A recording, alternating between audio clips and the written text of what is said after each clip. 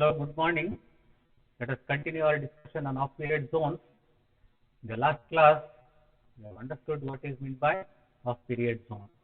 Today in this class, let us calculate what is the radius of the off-period zone, what is the amplitude of the off-period zone, what is the area of the off-period zone. All these things we have to calculate. So in this is the point O. I'll slightly change this. This is the point P. Okay, this is the point P. The first off-period zone is the circle. Second off-period zone is an annular ring. The first off-period zone area is radius of the first off-period zone is this one. Okay, this is the radius of the first off-period zone. This is the radius of the second off-period zone, and this is the radius of the third off-period zone.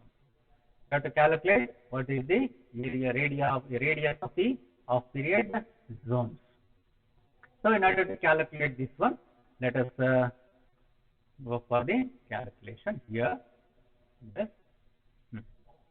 From the figure PM1 is the radius of the first off-period zone is equal to OM1 square minus OP square.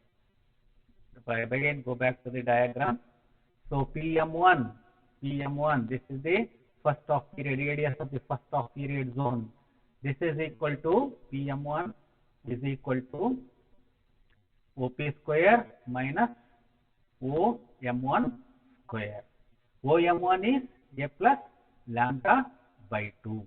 Okay, I'll show here next. OM1 square minus OP square. OM1 square is A plus lambda whole square minus A square.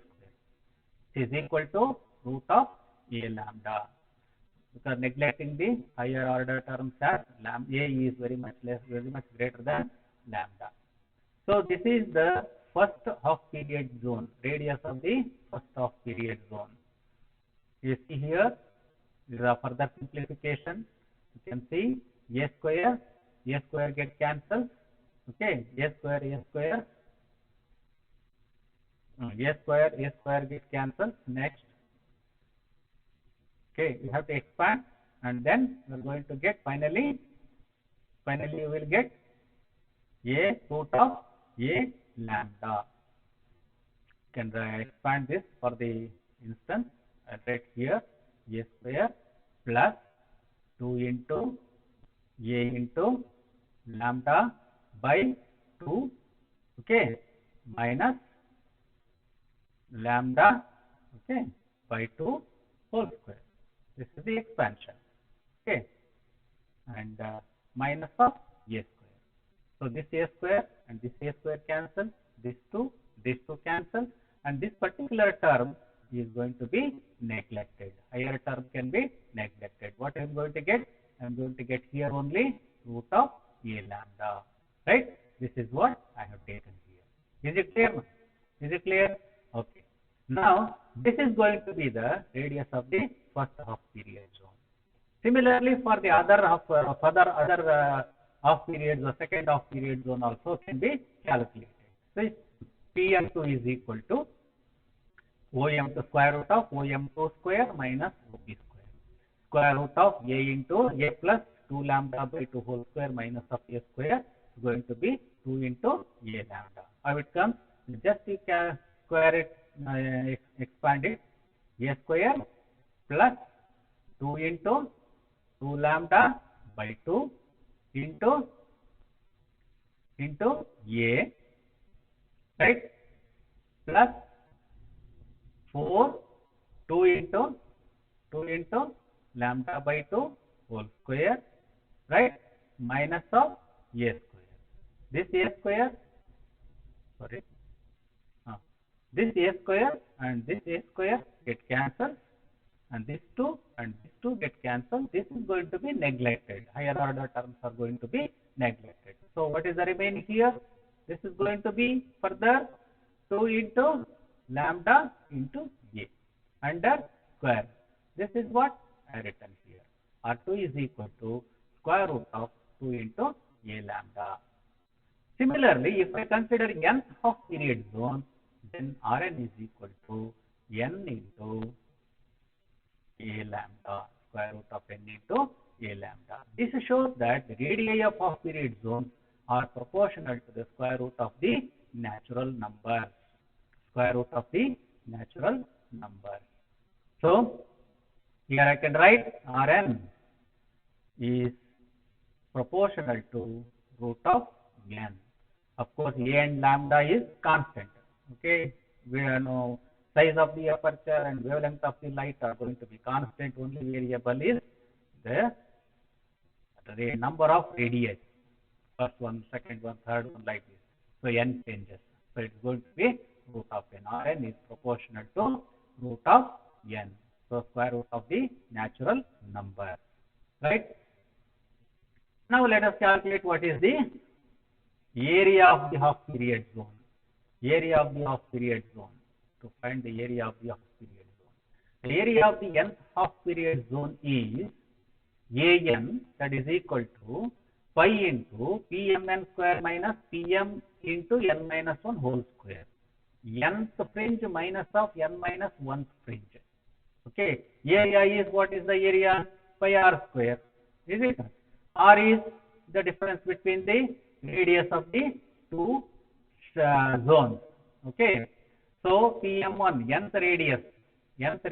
This is n minus 1th radius. If I take the difference between the two, I am going to get the area between the two zones. Okay, two half period zones. Now this is pi into, first one is Pm1 is n into a lambda, because area of this is going to be what? Rn is equal to square root of n into a lambda, nth whole square. If I take whole square, then I am going to get r square, Rn square is equal to n into a lambda. This is what I have written here. This is for the nth radius. N minus 1th radius, r into n minus 1 whole square is equal to n minus 1 into a lambda.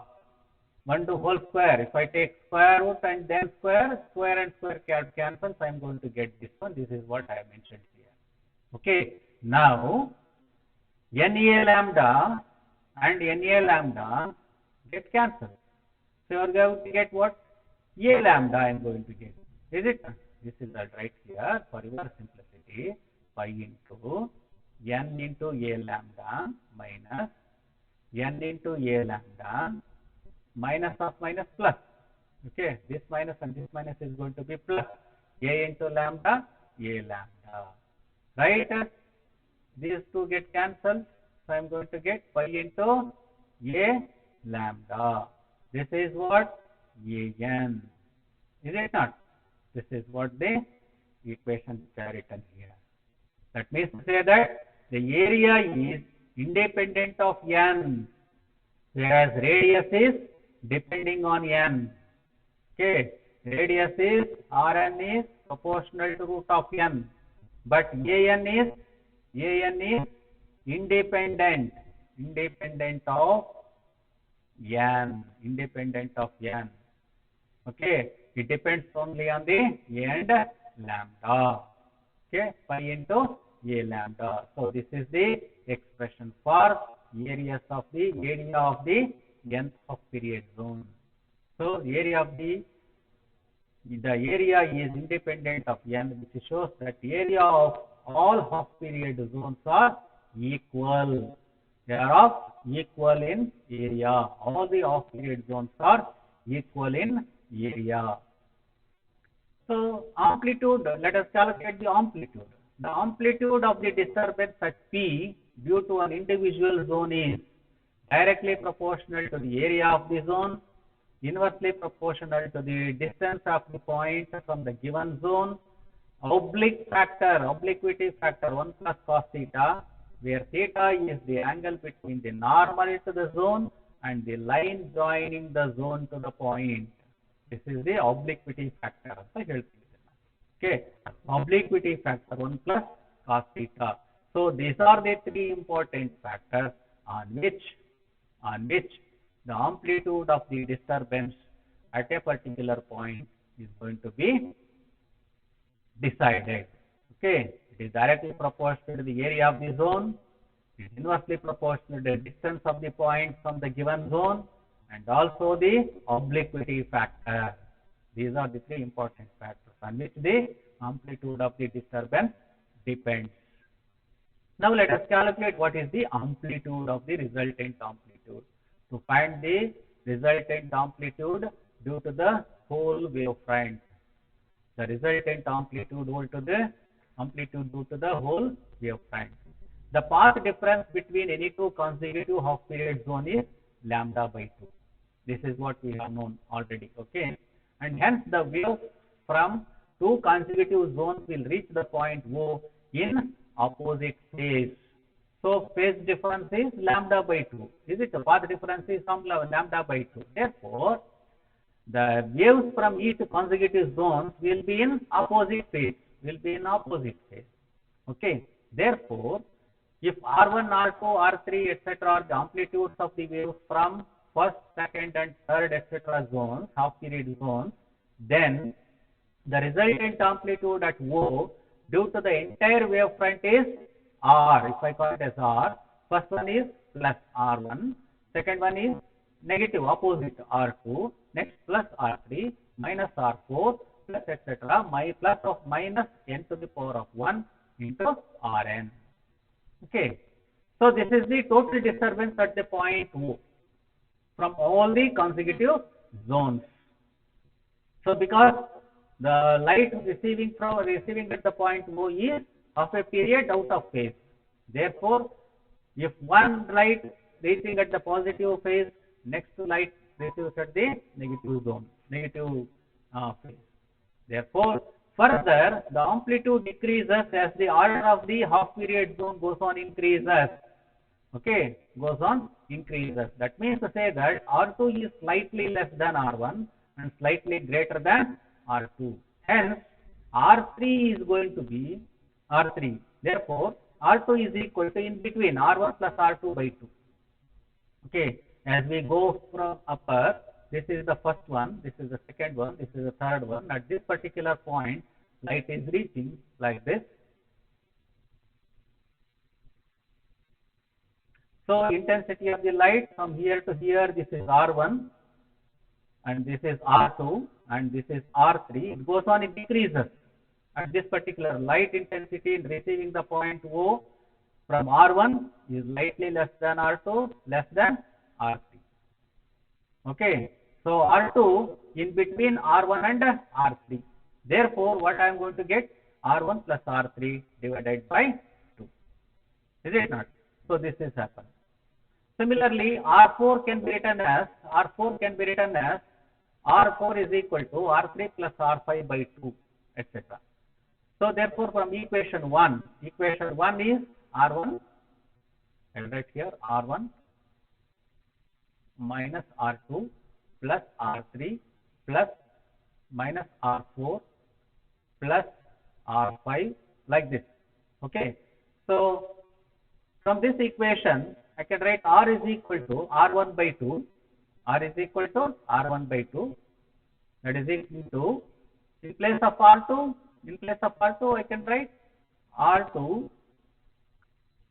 This R can be written as now R can be written as R1 by 2 plus R1 by 2. I have splitted this one, R1 by 2. Okay, R1 by 2 plus R1 by 2 is going to be R1.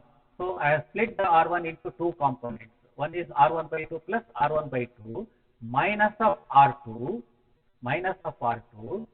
plus R3 by 2 plus R3 by 2 plus R3 by 2 minus R4. Like this, we have to split this. Okay, split the whole equation. Okay, split the whole equation. Then R1 by 2 plus R1 by 2 minus R2, keep this as it is, plus R3 is divided into two parts, R1 plus 2, R1 by 2 plus R1 by 2, keep R4 as it is, R1 by 5, R5 by 2 plus etc. Rn by 2 if n is odd. If n is going to be odd, we will get this equation. If R is equal to even, then I am going to get R1 by 2 plus R1 by 2 minus R2 plus R3 by 2 plus R3 by 2 minus of R4 plus R5 by 2 plus of etc. R of n minus 1 by 2 minus of Rn if n is even. Now substitute second equation in the second and third equation in the above equation. We are going to get R is equal to R1 by 2 plus Rn by 2 if n is odd, and R is equal to R1 by 2 plus Rn minus 1 by 2 minus of Rn if n is even. What happens here? I am going to get second and third equation in this equation. I'll write here itself. Okay, I'll take R is equal to red. Okay, R is equal to R1 by 2 plus of R1 by 2 minus of what is R2? R2 is equal to R1 plus R3 by 2. Okay, plus R3 by 2. Is it not? So now what happens? Here this becomes R1 by 2 plus R1 by 2 minus of R1 by 2 minus of R3 by 2 plus R3 by 2. Now entire thing is going to be cancelled. I am going to get only R1 by 2 and all other factors are going to be cancelled, and I am left with only plus Rn by 2.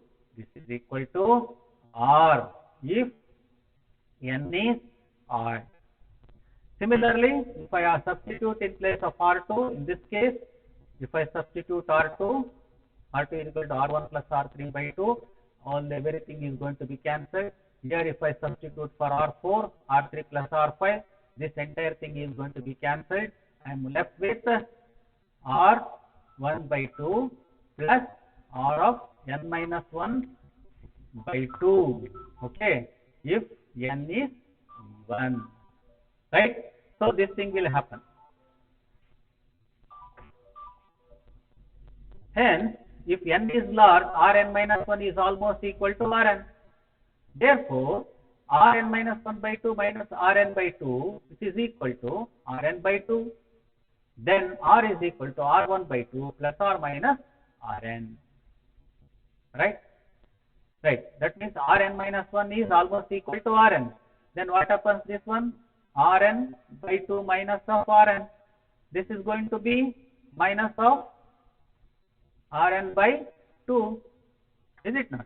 So, then I am going to get total R is equal to R1 by 2. I am going to get this one and plus or minus Rn by 2. N is odd or even. If n is odd, it is going to be plus. If n is even, I am going to get minus, like this. So, for larger values of n, Rn is almost 0. Therefore, R is equal to R by R1 by 2. Thus, amplitude at any point O is equal to half the amplitude due to the first half period zone. This is the total amplitude at the point. So I am now stop at this particular point, and the next session I am going to explain some other concept, that is the rectilinear propagation of light on the basis of the half period zones. Okay, thank you very much.